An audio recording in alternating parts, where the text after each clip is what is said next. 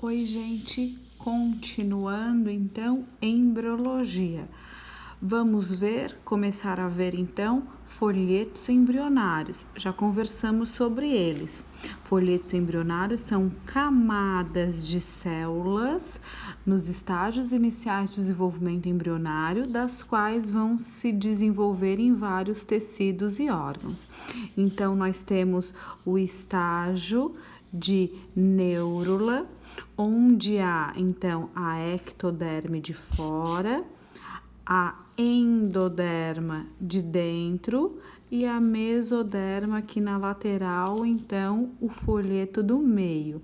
Cada uma dessas estruturas vão formar diversas partes do corpo. Então, o ectoderma é um folheto embrionário, ou seja, uma camada de célula que vai originar a pele, a epiderme, glândulas anexas à pele, todo o sistema nervoso central, cérebro, encéfalo, medula, revestimento aí, alguns tecidos epiteliais de revestimento, esmalte do dente, por aí vai. O mesoderma, a camada dita do meio, vai formar músculos, cartilagens, ossos, todo o sistema cardiovascular e linfático, sistema urinário, algumas membranas que envolvem coração, pulmão e intestino e algumas outras coisas. E a endoderma vai formar estruturas ditas de dentro, então todo o sistema digestório e respiratório. Órgãos anexos ao sistema digestório, por exemplo, fígado, pâncreas e outros, timo, tireoide, glândula tireoide, paratireoide, parte do epitélio da bexiga, enfim, tá? Então, pessoal, lá no início do processo de desenvolvimento embrionário, lá na gestação, dentro do sistema reprodutor feminino, tá? O embrião, ele vai se modificando e formando essas camadinhas de células.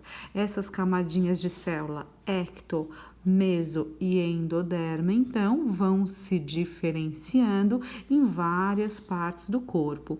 Por isso que os 3 primeiros meses da gestação é dito mais importante, porque é nesse período que vai haver a formação de tudo isso, certo? Se a gestante ingere álcool, droga ou algum medicamento, pode afetar a formação de algumas dessas estruturas, tá?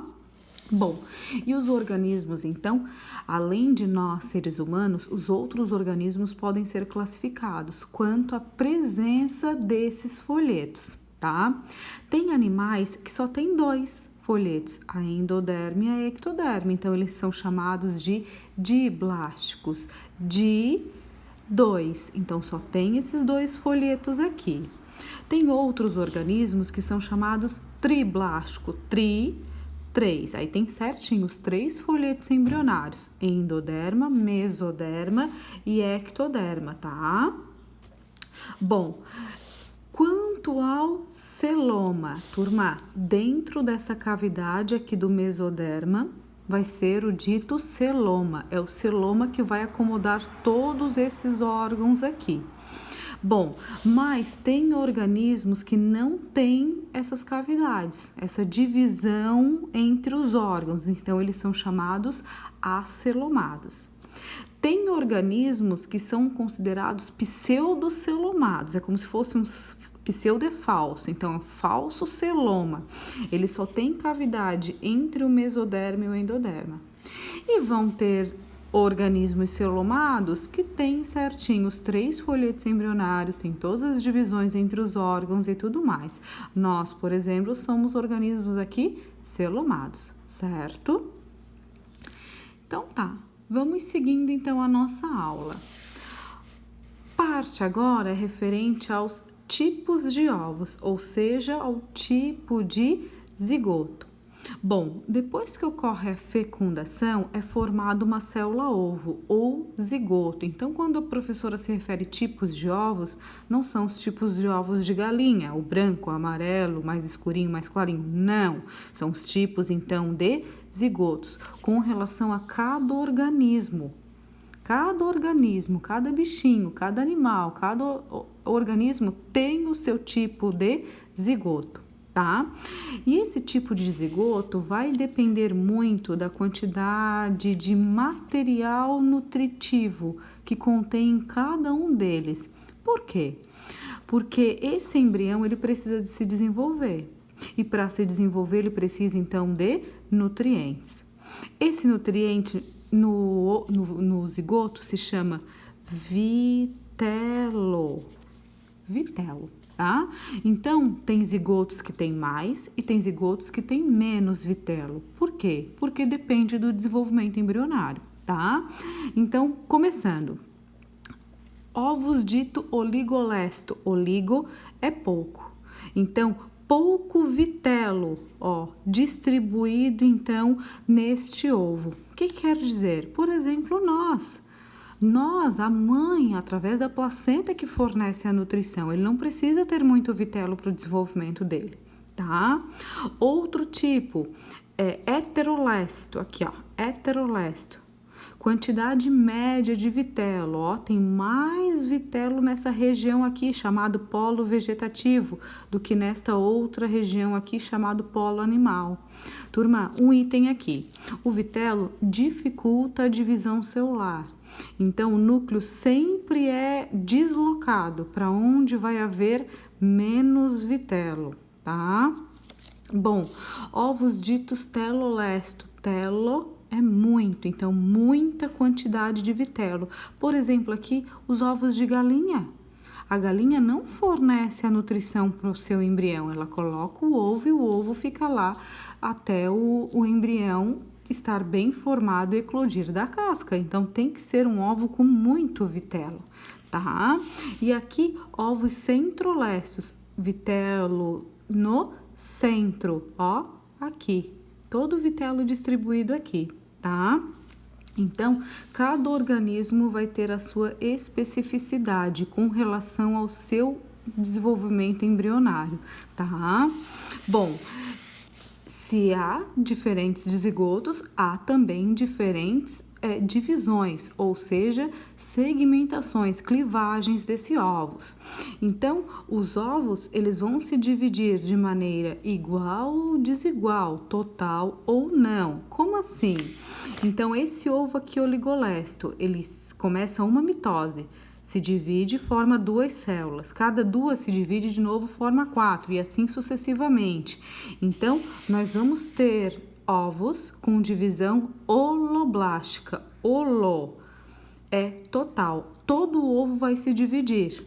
O ovo segmenta-se, se divide totalmente, de forma igual e desigual. Eu já mostro a imagem, tá? Ou vão ter tipos de ovos que vão ter segmentação meroblástica. Mero é parcial, só uma partezinha do ovo que vai se dividir. Por exemplo, esses ovos de galinha aqui, ó. O telolesto, por exemplo, tá? Ou répteis também. Não vai se dividir todo o ovo, porque tem muito vitelo aqui. A divisão é só restrita a essa parte aqui, ou seja, a região superficial, tá? Então, olhem só aqui a imagem. Nós temos aqui primeiro divisão holoblástica, ou seja, total do ovo.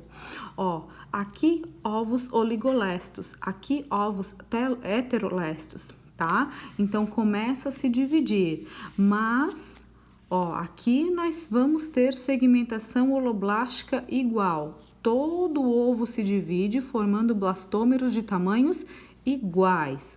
Já aqui, na segmentação holoblástica desigual, não. Tem muito vitelo aqui embaixo. E a professora bem falou que o vitelo dificulta a divisão. Então, a divisão vai ser mais rápida onde tem menos vitelo, formando blastômeros de tamanhos diferentes, ou seja, formando micrômeros.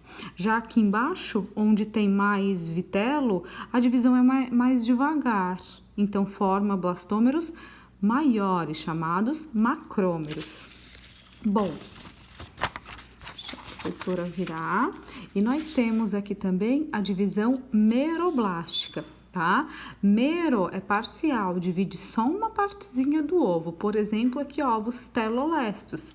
Divisão, então, dita discoidal, tá?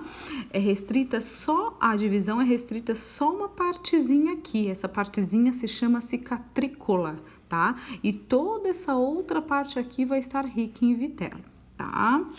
Bom, e a divisão meroblástica superficial é aqui de ovos centrolécitos, tá? Então, a divisão celular restrita somente à superfície, tá?